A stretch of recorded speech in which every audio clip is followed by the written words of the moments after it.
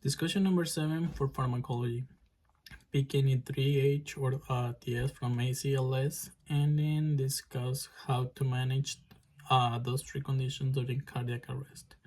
The first one that I chose, it was hydrogen ion excess or acidosis. And then on this case, respiratory acidosis, it could be treated by providing proper ventilation and oxygenation on this patient. Meanwhile, metabolic acidosis, it could be treated by the administration of sodium bicarbonate. The second one that I chose, it was tension pneumothorax. And then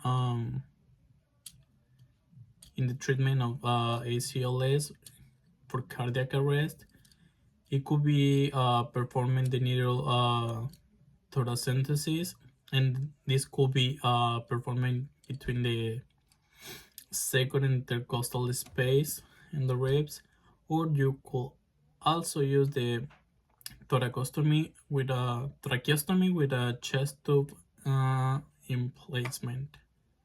And then the third one that I choose, it was hyperkalemia. The research that I made for this, it says that performing good CPR on the patient, it will correct the hyperkalemia, but it will also take like much longer time than the usual to correct it.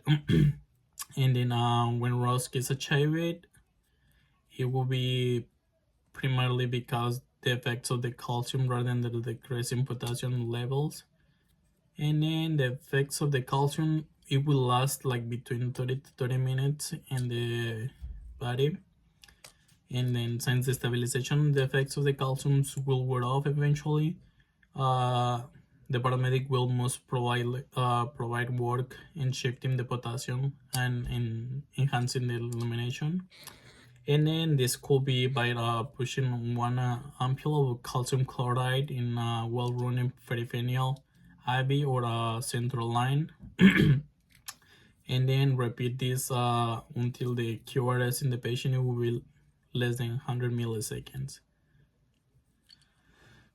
Also, they could use sodium bicarbonate, 1 ampule by IV, and if you suspect a severe acidosis on the patient.